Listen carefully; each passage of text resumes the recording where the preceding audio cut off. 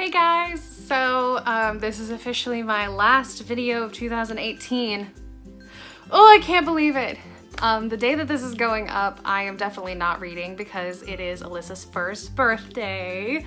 I can't believe she's a year old already. It does not seem like it's been a year, but it's been a wild one. She's amazing. I love her. I'm gonna insert some pictures of over the months because I have to torture you all too, since I'm struggling with her being a year old too. So, but anyway, it is the last day of 2018. It is my last video of 2018, and this looks really sad. But I did not read much more than this. I read 3 books this month. Honestly, this month is crazy. We went to Disney, we had Christmas, my birthday was yesterday, Alyssa's birthday is today, and our anniversary is today as well. We have been married 3 years, which is wild. So I have definitely been celebrating with family and friends all month. I have not been paying attention to reading. I'm sure in my vlogs you can tell. But I would like to talk through the 3 that I actually did read, so let's get into them.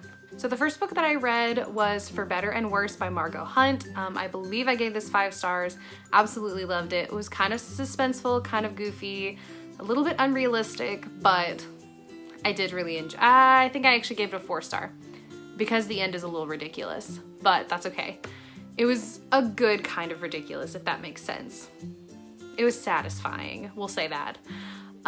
This is about a couple, and they find out that a member of their society that is very close to them is doing some things that may not be welcomed by the community. I don't know how much I can say without spoiling anything, but the couple kind of acts in what they believe is self-defense, and so it kind of tests their marriage as to, are they going to rat out each other? Are they going to stick together and stick to their story? Like, you don't know. So, but I really enjoyed this book. It was kind of weird though, because I was like seeing it from like as a married woman. I was like, like trying to think of myself in that situation with Alan, and I was like, oh gosh, but Alan and I would never do anything like that, so it was just kind of funny to try and think about it that way. It kind of added an extra element to it. But yeah, as a wife and mom, this book was equally hilarious and stressful to read, but I really did enjoy it. The next book that I read was Watching You by Lisa Jewell. I didn't really like this. I didn't finish it. I physically could not finish it because the arc I had kept buffering at about 30%, and it just never let me get any further. So I don't really know what I could have done differently in that situation. I tried re-downloading it and it would not work. I wasn't gonna contact anybody because I wasn't really into it anyway. I think I gave it a 2 star, but technically I'm not gonna give it anything because I didn't finish it. But it's about this girl that she moves back in with her brother and his pregnant wife after she kind of on a whim gets married while she's on an island at a job. It's very confusing. That's actually way more detail than I think you all need for the beginning. But she's trying to find a job. She gets this like really crappy job at like a bounce house or a bounce facility, like a trampoline kind of place. Trampoline park. I think that's what they're called. Anyway. But she gets a job there, and her life is just kind of like meh. Until she sees the neighbor who's like this really sexy, confident businessman, and she kind of develops a little bit of a fixation to him. Or he's a teacher, not a businessman.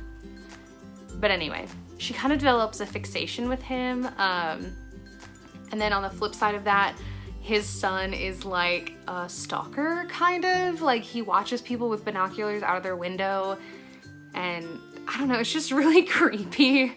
It's a really icky book, I think. But if that's your thing, if you want to read more into that, if that sounds interesting to you, by all means do it.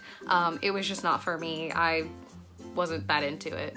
And then the last book that I read this month was Strange the Dreamer by Laini Taylor.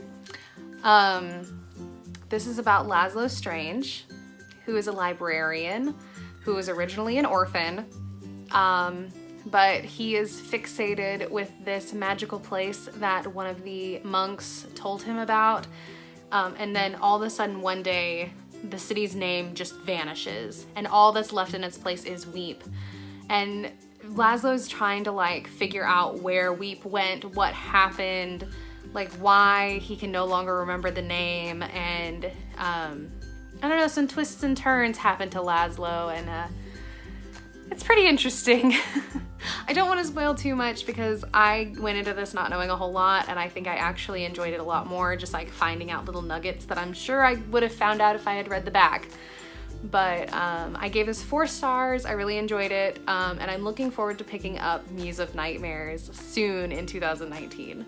So yeah, this wrap-up was a little bit jumbled. I didn't really have a clear outline of what I wanted to do, but I did for the most part enjoy the books that I read this month. I know it was only 3, but hey, I read something. Thank you all so much for watching my channel throughout this year. I really appreciate it. I think I'm currently sitting at 175 subscribers, which is crazy.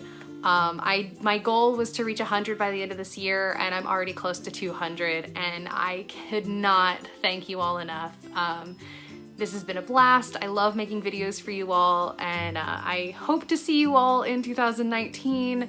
Because I really hope that some of the videos I'm looking to try to do